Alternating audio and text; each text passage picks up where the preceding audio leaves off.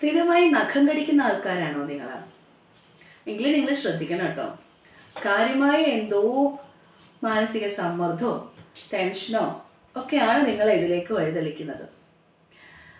നമ്മൾ മിക്കപ്പോഴും കുട്ടികളിൽ കണ്ടിട്ടുണ്ട്, പല ഏജ് ഗ്രൂപ്പ്സിലും, കുട്ടികളിൽ മാത്രമല്ല പ്രായമായവരിലും മധ്യവയസ്കരിലും ഒക്കെ ഈ നഖം കടിക്കുന്ന ഒരു പ്രവണത കണ്ടിട്ടുണ്ട്.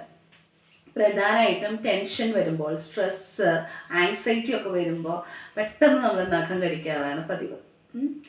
അതേപോലെ തന്നെ രണ്ടാമത്തെ ഒരു കാര്യം എന്ന് വെച്ച് കഴിഞ്ഞാൽ ഒരു ബിഹേവിയറായി മാറും. നമ്മൾ സ്ഥിരമായിട്ട് ഇത് ചെയ്യുമ്പോൾ ഒരു റൊട്ടീനായിട്ട് മാറും. പെട്ടെന്ന് നമ്മുടെ ഇമോഷൻസിനെ ബാലൻസ് ചെയ്യാൻ വേണ്ടി ശരീരം അതിലേക്ക് ഫോക്കസ് ചെയ്യും. പെട്ടെന്ന് ദേഷ്യം വരുമ്പോൾ, അകാരണമായിട്ടൊക്കെ സങ്കടം വരുന്ന സമയത്ത് നമ്മളെ ഒന്ന് ആ ഒരു ഇമോഷണൽ ബേസ്റ്റ് ഔട്ടിലേക്ക് പോകാതെ, ഒരു പൊട്ടിത്തെറിയിലേക്ക് പോകാതെ നമ്മളൊന്ന് ബാലൻസ് ചെയ്യാനായിട്ട് ശരീരം ഇതിനെ അല്ലെങ്കിൽ മനസ്സ് ഇതിന് വേണ്ടിയിട്ട് സമയം കണ്ടെത്തും. പക്ഷെ അതൊരു ബിഹേവിയറൽ പ്രോബ്ലമായി മാറുമ്പോൾ ആളുകളുടെ മുന്നിലാണെന്നോ ഏത് സിറ്റുവേഷനിലാണെന്നോ അറിയാതെ നമ്മളത് തുടർന്നു കൊണ്ടേ പോവുകയാണ്. അപ്പം അത് വളരെ മോശമായിട്ടുള്ളൊരു പ്രവണതയായിട്ട് മാറും. അതുപോലെ തന്നെ ഒരു പരിധി വരെ ചെറിയൊരു തോതിൽ ജനറ്റിക് ഫാക്ടറും ഇതിനെ ഇൻഫ്ലുവൻസ് ചെയ്യുന്നുണ്ട്. ഇതിൽ കൂടെ ഇൻഫെക്ഷൻ്റെ സാധ്യത വളരെ കൂടുതലാവാണ്. ഇപ്പോൾ കുട്ടികളിലെ അപ്പൻഡിസൈറ്റിസ് പോലെയുള്ള പ്രശ്നങ്ങളിൽ ഒരു കാരണം നഖം കടിയാണ്. കാരണം നമ്മൾ നഖം കടിക്കുമ്പോൾ നമുക്കറിയാം നഖത്തിനകത്തുള്ള ഇൻഫെക്ഷൻസ്, ചെളി, ബാക്ടീരിയ ആയാലും ഒക്കെ വയറ്റിലേക്കോ ഒക്കെ എത്തിക്കഴിയുമ്പോൾ ബ്ലഡിലേക്കൊക്കെ ചെല്ലുമ്പോൾ പലതരം രോഗങ്ങളിലും ഇപ്പോൾ സ്ഥിരമായിട്ട് താരനൊക്കെയുള്ള ആൾക്കാർ തല ചൊറിഞ്ഞു കഴിഞ്ഞിട്ട് നമ്മൾ അറിയാതെ നഖം കടിക്കുകയാണെങ്കിൽ അത് ബ്ലഡിലേക്ക് എത്താനും അത് സ്കിൻ ഡിസീസസിൻ്റെ കാരണമാകാനും വഴിയുണ്ട് കേട്ടോ. അപ്പോൾ ഈ ഒരു ഇൻഫെക്ഷൻ്റെ സാധ്യത നമ്മൾ ശ്രദ്ധിക്കേണ്ട ഒന്ന് തന്നെയാണ്. രണ്ടാമതായിട്ട് നമ്മുടെ നെയിലിൻ്റെ സ്ട്രക്ചറേ മാറി തുടങ്ങും. നെയിലും നഖവും നെയിൽ ബെഡുമായിട്ടുള്ള ആ വിരലും തമ്മിലുള്ള അതിനകത്തുള്ള കണക്ഷൻസ് കുറേ ആളുകൾക്ക് പിന്നീട് അത് നഖം പഴുത്തു വരുന്ന ഒരു ബുദ്ധിമുട്ടൊക്കെ വരും. പോകെ അത് കുഴിനഖത്തിന് സാധ്യതയായിട്ടും വരാം. അതുപോലെ തന്നെ നിരന്തരം നമ്മൾ കടിക്കുമ്പോൾ നമ്മുടെ പല്ലിൻ്റെ സ്ട്രക്ചറിലും അത് നിര തെറ്റിപ്പോവാനൊക്കെയുള്ള സാധ്യതയും കൂടുതലാണ്. അപ്പോൾ ഇത് നഖം കടിക്കുന്നതുകൊണ്ട് ആ ഒരു ആങ്സൈറ്റി താൽക്കാലികമായിട്ട് മാറുന്നു എന്ന് നമുക്ക് തോന്നിയെങ്കിലും അത് നമുക്ക് തരുന്നത് ഗുണത്തേക്കാൾ അധികം ദോഷമാണ്. അപ്പോൾ ഇതെങ്ങനെയാണ് നമ്മൾ മാറ്റേണ്ടത്?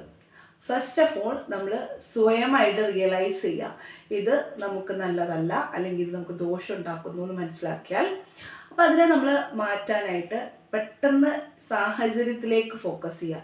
നമ്മൾ എവിടെയാണ് നിൽക്കുന്നത്, അല്ലെങ്കിൽ നമ്മളൊരു പ്രൊഫഷണലാണ്, അല്ലെങ്കിൽ നമ്മളൊരു ആൾക്കാരൊക്കെ ശ്രദ്ധിക്കുന്നുണ്ടോ എന്നത് നമ്മൾ ശ്രദ്ധിച്ചാൽ അപ്പോൾ ഒരു ഫോക്കസ് മാറും. പെട്ടെന്ന് നഖം കടിക്കാൻ പോകുമ്പോൾ നമുക്കത് വലിച്ചു കഴിഞ്ഞാൽ ഇത് റിപ്പീറ്റ് ചെയ്ത് ചെയ്യുമ്പോൾ എങ്ങനെയാണോ റിപ്പീറ്റഡായിട്ട് നഖം കടിച്ചതൊരു ബിഹേവിയർ ആയതുപോലെ നമ്മൾ ആ ഫോക്കസ് മാറ്റിക്കൊണ്ടിരിക്കുമ്പോൾ അത് പതിയെ ഒരു ബിഹേവിയർ ആവും. അത് നമ്മൾ നഖം കടിയിൽ നിന്ന് പതിയെ മാറാൻ തുടങ്ങും. അത് കോൺഷ്യസ്ലി ചെയ്യേണ്ടതാണ്. പറയുന്നത് പോലെ എളുപ്പമല്ലെങ്കിലും ബൈ പ്രാക്ടീസ് നമുക്ക് ചെയ്തെടുക്കാൻ പറ്റും. രണ്ടാമതായിട്ടുള്ള കാര്യം എന്താണെന്ന് വെച്ച് കഴിഞ്ഞാൽ, നമുക്ക് ഈ ഇൻഫെക്ഷൻ വരുമ്പോൾ നമ്മൾ ആ ഒരു പ്രയാസത്തിലേക്ക് കടക്കുന്നതിന് മുന്നേ ഉള്ള സ്റ്റേജ് അല്ലെങ്കിൽ അതിലൂടെ കടന്നു പോയിട്ടുണ്ടെങ്കിൽ അതിനെ നമ്മൾ റീകോൾ ചെയ്തിട്ട് നമ്മുടെ ആ കണ്ടീഷനെ റീകോൾ ചെയ്യുമ്പോൾ നമ്മുടെ ബ്രെയിൻ കുറേ കൂടെ ആക്റ്റീവ് ആകും. അപ്പോൾ അതിൽ നിന്ന് നമുക്ക് രക്ഷപ്പെടാനായിട്ട് ശ്രമിക്കാം. ഇതും ബൈ പ്രാക്ടീസിലാണ് നമുക്ക് പറ്റുന്നത്. പിന്നെ അടുത്തത് ഇതൊരു ബിഹേവിയറൽ പ്രോബ്ലമായി അല്ലെങ്കിൽ നമുക്ക് എന്തെങ്കിലും ഒരു മാനസികമായിട്ടുള്ള എന്തെങ്കിലും പ്രയാസമുണ്ടോ, ADHD, എന്തെങ്കിലും ഒരു ഹൈപ്പർ ആക്റ്റീവ് പോലെയുള്ള ബുദ്ധിമുട്ടുണ്ടോ, ഇനി അതല്ല OCD പോലെ കൂടുതലുള്ള ആളുകളെ നമ്മൾ കണ്ടിട്ടുണ്ട്, എപ്പോഴും വൃത്തിയായി കൊണ്ട് നടക്കുന്നത്. അപ്പോൾ അത്തരക്കാരാണോ നമ്മൾ, അല്ലെ അങ്ങനത്തെ എന്തെങ്കിലും പ്രയാസങ്ങളുണ്ടോ എന്നുള്ളതൊന്ന് റിയലൈസ് ചെയ്യണം. അടുത്തത്, ഇനി ഇത് നമുക്ക് ചെയ്യാൻ പറ്റുന്നില്ല, മനസ്സിലാക്കാൻ പറ്റുന്നില്ല, മാറ്റാൻ പറ്റുന്നില്ല എങ്കിൽ നമ്മളൊരു പ്രൊഫഷണലിൻ്റെ, ഒരു ഡോക്ടറിൻ്റെ, ഒരു സൈക്കോളജിസ്റ്റിൻ്റെ അഭിപ്രായം തേടിയിട്ട് എന്താ ചെയ്യേണ്ടതെന്ന് നമുക്ക് പ്രൊഫഷണലായിട്ട് ചിന്തിക്കാവുന്നതാണ്. ബിഹേവിയറൽ തെറാപ്പിയിലൂടെയോ അല്ലെങ്കിൽ പ്രോപ്പറായിട്ടുള്ള കൗൺസിലിങ്ങിലൂടെയോ ഒക്കെ നമുക്കത് ഈസി ആയിട്ട് മാറ്റിയെടുക്കാൻ പറ്റും. അപ്പോൾ ഈ ശീലം നിങ്ങൾക്കുണ്ടെങ്കിൽ ഇതൊന്ന് ശ്രദ്ധിച്ചോളൂ. Stay healthy and stay happy.